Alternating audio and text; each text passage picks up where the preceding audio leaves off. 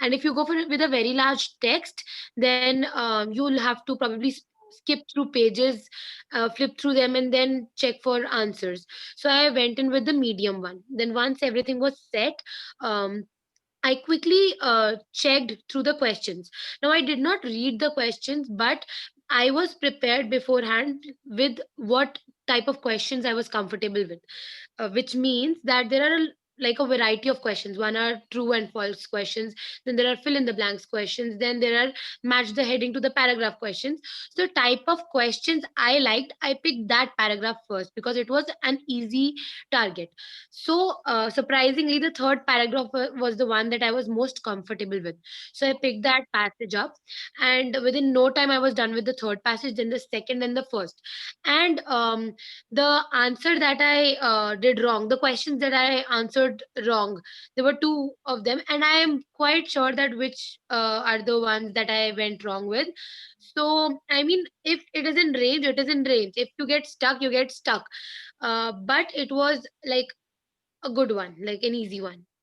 I Okay. think I got lucky because the kind of practice we did with you kind of geared us up to uh, take on to like more difficult passages, but we got lucky with the easier ones.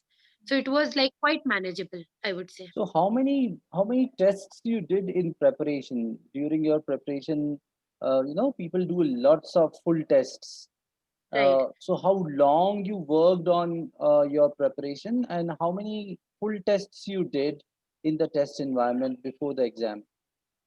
Right. So again, I would say to each his own, but there is a very eminent myth that the more tests you do, the better you get. But I guess that is really wrong. Something that I learned when I come to you was do something, but do it wholeheartedly. If you've faltered somewhere, just work on that, maintaining a correction log, for example. So if I went wrong with an answer, I used to sit down and take time out and realize, like, work it out that why I went wrong and what are the type of questions. For example, earlier on, I was not able to figure out the answer between false and not given because they both sounded very similar to me.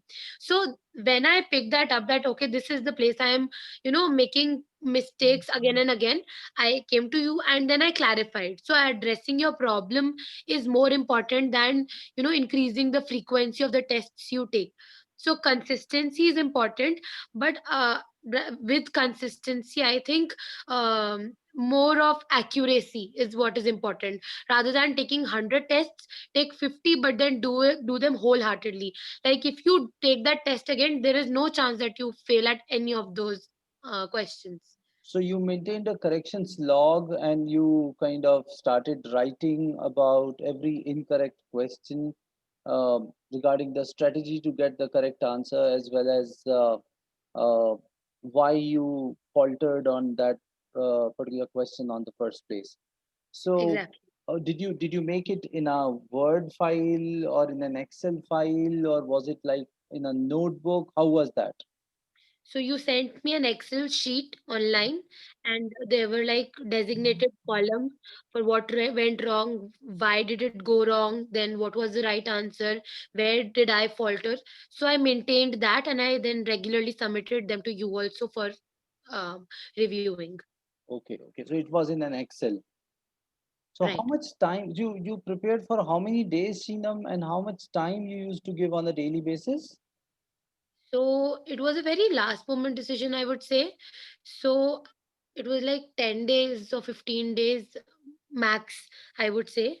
But then I like took religious amount of time out every day to practice for IELTS, and I made sure that I practiced in an exam like atmosphere. So when I was practicing or doing my passages, there was no one roaming around, or it wasn't like I was doing one passage then going around and then coming back eating something then doing the second. Because this way you get to test your like true capability, like how do you perform under pressure, and do you really get tired while solving the passage. So I used to set up a proper timer, take out the answer key, give it to my cousin who used to check my tests. So I think practicing in an exam like atmosphere really helped, because that's how you stay serious, and then someone else comes and marks your answers. It really helps. Oh, okay. So this is interesting. You didn't mark your own answers even in reading and listening. It was somebody else who was marking them for you, is what you're saying. I mean, we tend to go a little lenient on ourselves if you have the answer key behind, and then you're like, is it A, is it B? Let me sneak a peek. And then you're like, oh, it is B. I was right. I was thinking right. This is human tendency. I have done it. In the beginning, I did it. So then I made a resolution and then gave the answer key to my cousin. It helped me because then it gave me a reality check, I would say.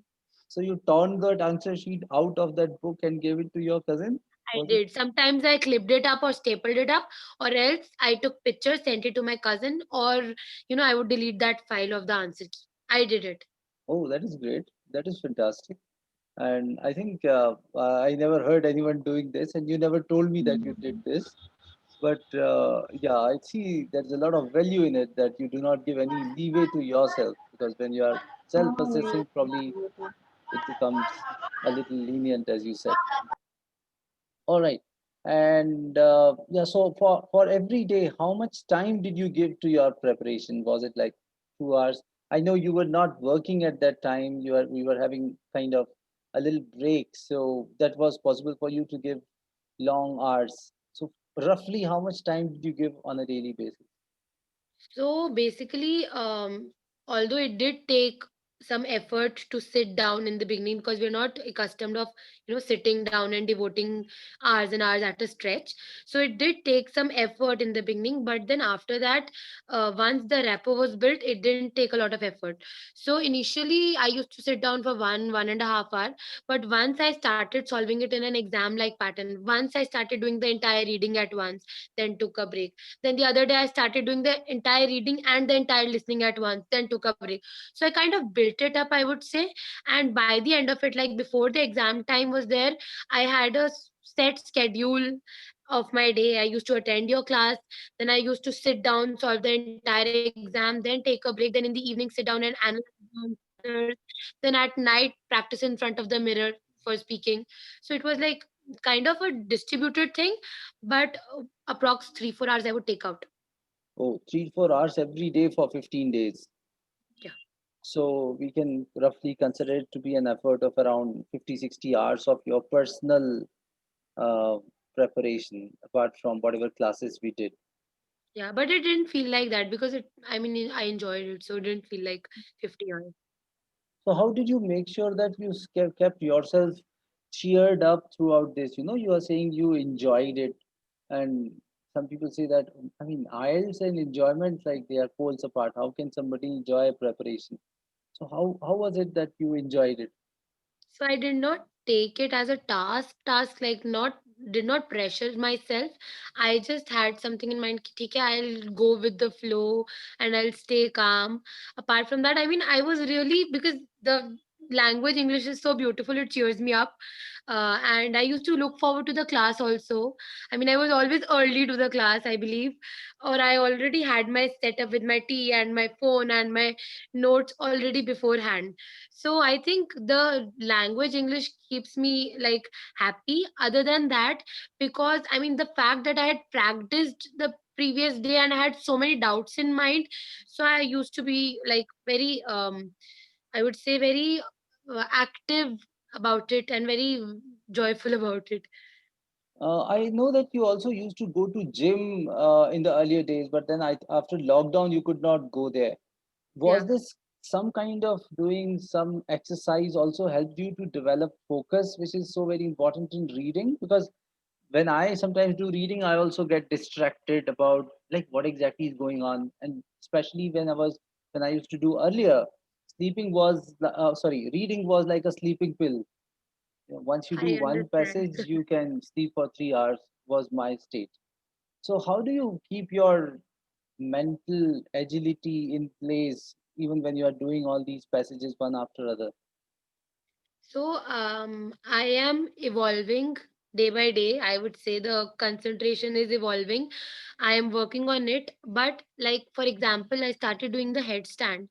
Earlier on, I used to So you like used to you do invert reading with a yourself headstand? entirely. So at first it takes a lot of concentration, but when you start seeing results is when you get motivated. Be it gym, be it IELTS, be it English, be it reading. If you start getting results, it's a cycle. It motivates you even more. So it is just about that first initial push that you have to give yourself. I think that is about it. Baki, you just keep building it each and every day. It's not like that, like I mentioned earlier, it's not like I sat down the first day and I sat down for 4 hours and did it. First day I took only half an hour, then the next day I took 1 hour. So I kind of built it up. I worked on So it. do you think Obviously, that practicing consciously made an effort. practicing the passages improved your performance? Because end of the day, you're going to get a different passage there in the real exam, and every day when you do a new test, the passage is entirely different, right? The domain, the content, the way the writer writes everything, everything is different. So the passage that you have done the previous day does not really help. Do you think that Definitely. there was any kind of help of, I mean, how did it work out when, I don't understand the whole structure of the reading test by itself, isn't it? You say that you have to do practice and you understand stuff, uh, you develop a clear understanding of what is true, false, not given, and headings and everything. So fine, that is fine, but that is very much confined to one passage. How did it help up your uh, performance in the next test also?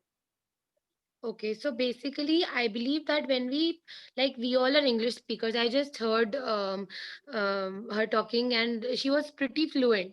But when we practice for IELTS, I think we go into a zone. There was a time when I was practicing for those 10 days. Every thought that came into my mind also came in English. It was not like, Aisa karun kya? It was like, shall I go for this? I mean, is it good?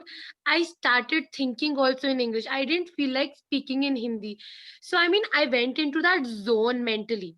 So, that really helped, I would say. And apart from that, if you get a hang of the basic principle behind how to target that question, I think there is no question that we cannot solve. That is what I believe. Okay, okay, okay.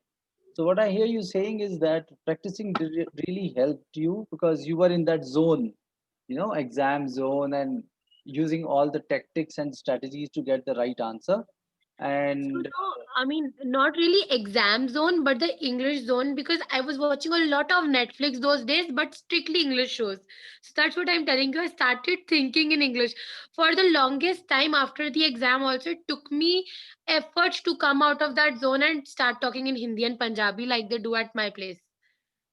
okay, that's interesting. So you became an English girl for 2 days while doing this test, and it took a little effort for you to come out of that zone. Okay. Exactly. I remember after the test, I came back home and some of my friends visited me, and I had a small argument with mummy, and I started, shouting in English. So my friends are like, "Why are you showing off? Do you guys speak in English as a ghar pe bhi?" I'm like, "No, it is coming out on its own. I cannot come out of it." So that is something that touches your mind. All right, all right. Oh, that's interesting. Yeah, thinking in English and being in that zone really helps because otherwise you have to kind of adopt to English during that 3, 4 hours. Exactly. Okay. How about listening? You said that in listening, uh, you didn't really fret much about going wrong on one or two questions here and there. So how did you manage that? Because many a times people lose that flow while doing the listening test, especially in the fourth section when the subject is alien. So how did you manage listening?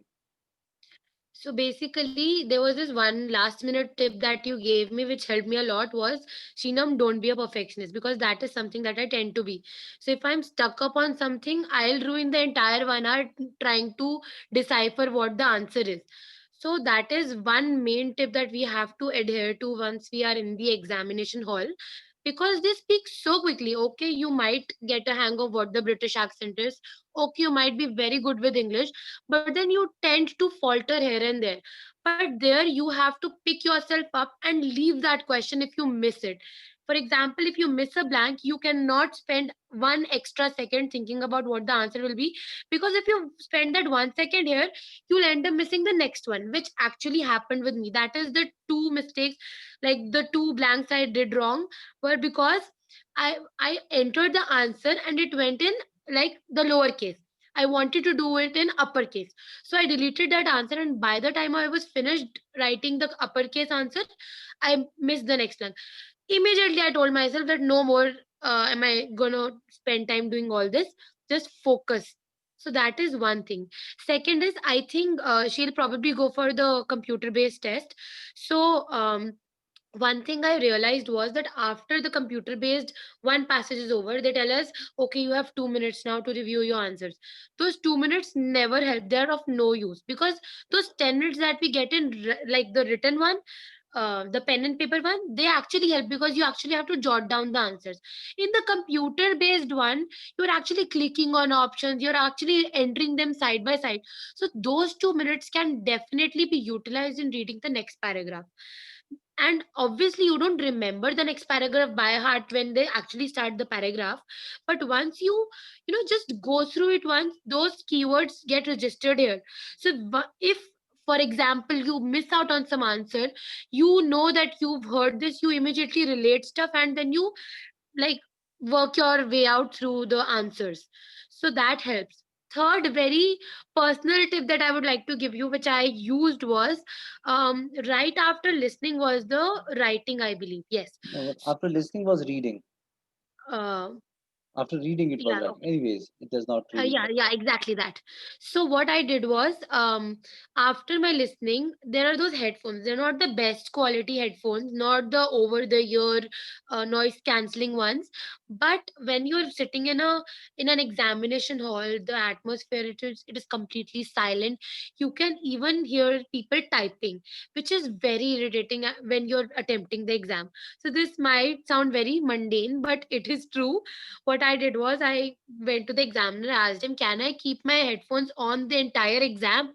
He allowed that. So that cancelled the clanking of the keyboard keys a lot. So it helped like drastically. I would say that was a like personal nuska. But then whoever I meet, I tell them ki earphones pehne rakhna, because that helps.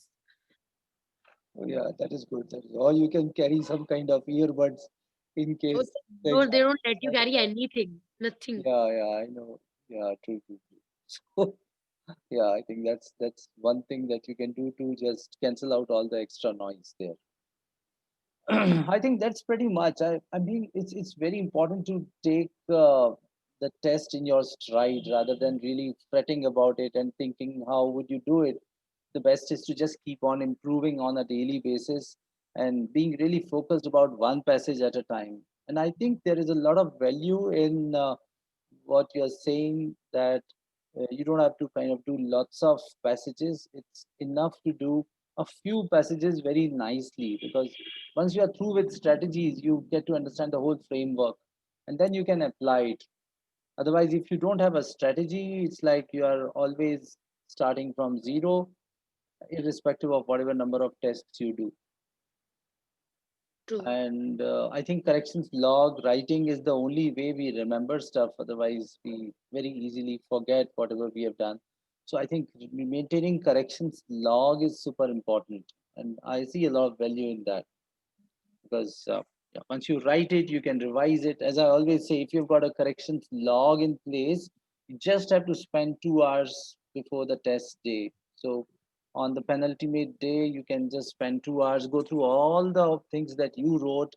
Since you wrote them and you revise them so many times, they are very personal to you, and you would know, okay, fine, this is where I go wrong, and I have to be very careful about it. And I think one more most important thing that you talk about is being in that zone of English, even when you are not preparing, thinking in English, and maybe finding opportunities to speak in English. With Dakshika, it is good. She's working in a UK firm, so she doesn't have an option. But then those who work in with Hindi speaking people, they can find out opportunities of talking with their mother in English or whoever is there around, and being very honest with your own preparation. I also like you saying, and I remember that you said that you didn't check your answers. You let somebody else check the answers, even for reading and listening, so that there is no personal bias while checking it. So you can, make accountability partners, as we call it, you know, where somebody else checks your answers rather than you checking them, because every single error would be very critically checked by that person. I think that's uh, the long and short of what you said.